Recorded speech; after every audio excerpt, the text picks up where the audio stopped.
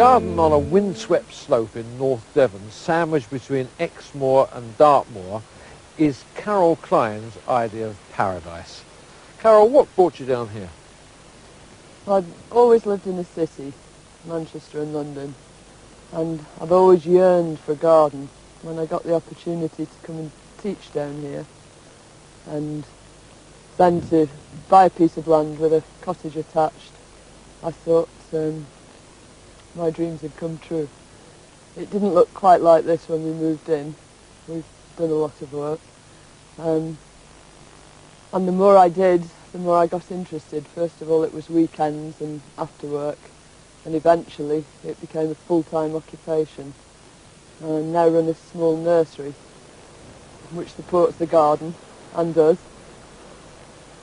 It is my idea of paradise. I must say, Carol, I'm very impressed by the way that the colours in your border seem to blend so well together. Now, you used to teach art, so you've obviously got an eye for colour, but just what is the secret? I don't think there's any secret. I think it's a question of trying different plants, different colours together, and if you get it wrong, change it. What, you just dig it up at this time of the year?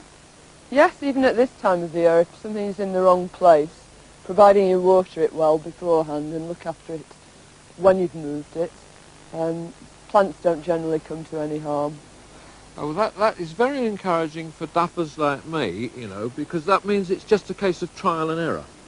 Yes, it is. I think the thing is not to persist with things that you know aren't working together, and be prepared to move things around. Yeah. Well, here you've got a superb red and purple border. This is a wonderful plant.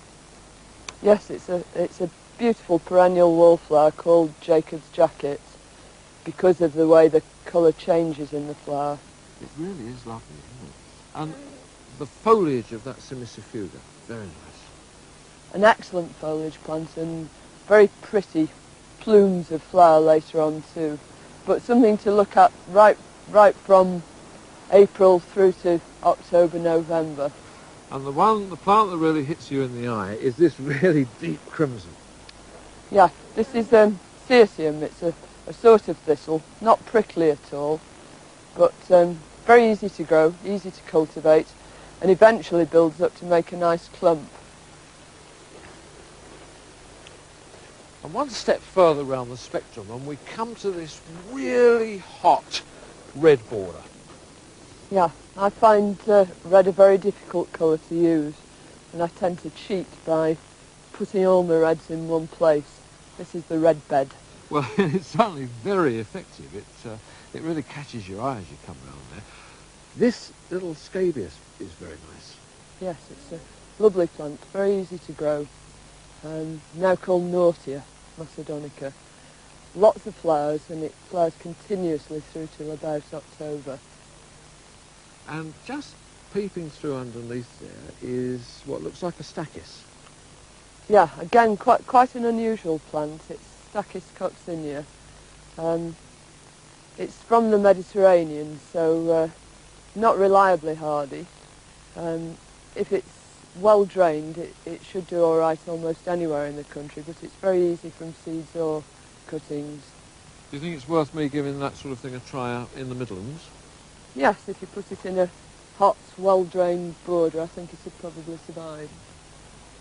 In complete contrast, there's this white border, which is a particular favourite of mine. It really does brighten up this corner, doesn't it? What wonderful. Now, these white foxgloves I love, do you grow those from seed? Yes, we do. Foxgloves are extremely promiscuous, so you've got to be careful where the bees have been.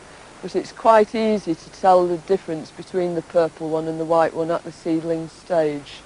The white foxgloves have much brighter green leaves, and they're much softer too. So do you keep these separate from the other ones? We try to. We can't help what the bees do, but we can select the seedlings. And you've also got a rather nice geranium there. Yeah, it's a white version of the Mourning Widow, Geranium phaeum.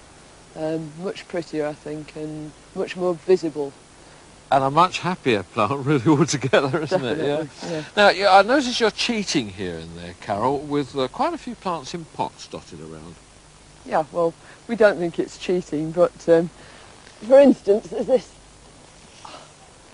Lilium regale.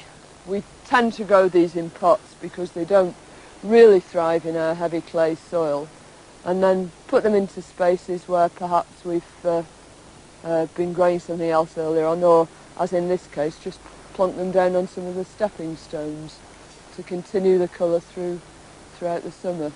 But it's not just things like lilies. I notice you've got alchemilla, for instance.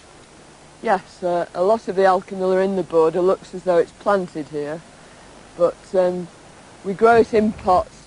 Works quite well, and be rather lovely, I think, to see the rain gathered in the leaves of the alchemilla.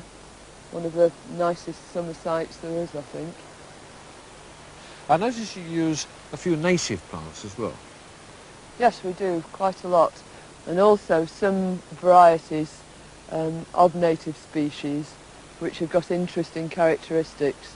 There's a lovely double form of the native red campion. It doesn't set any seed, in fact, but it likes to be divided fairly frequently. If you leave the clump for too long, the plant will eventually die. So you soon have quite a lot of plants very easily. We've also got a very nice form of the meadow cranesbill here, Geranium pratense. This one's album, white form, which does come true from seed. One of the things that is very noticeable about your borders is how densely you plant them. Yeah, we try and plant things quite close together. I don't have a lot of time for weeding, and we hope by good cultivation that we'll cut down the weed population. In this bed, for instance, we've mulched with gravel. It's a hot, dry Mediterranean bed. Other places in the garden we use farmyard manure or bark. And then do you weed by hand? We weed by hand, yes, but we try and leave in all the self-sown seedlings. If we've got too many, we pot some of them up and perhaps transfer them to other places in the garden or put them out onto the nursery. And that can be quite interesting, can't it? Have you come across any new hybrids? Yes, we've got two very lovely plants this year. One's a Polymonium, a Jacob's Ladder. One of its parents is the ordinary blue Jacob's Ladder, and the other is Carnium, very pretty pink one. It's a lovely colour. What are you calling that? Blue Cottage Lilac. Another interesting hybrid was an Iris ensata, which my daughter Anya has christened Ghost. I think everybody needs some contact with soil and plants and gardening generally, and I hope I'm going to be able to do it forever.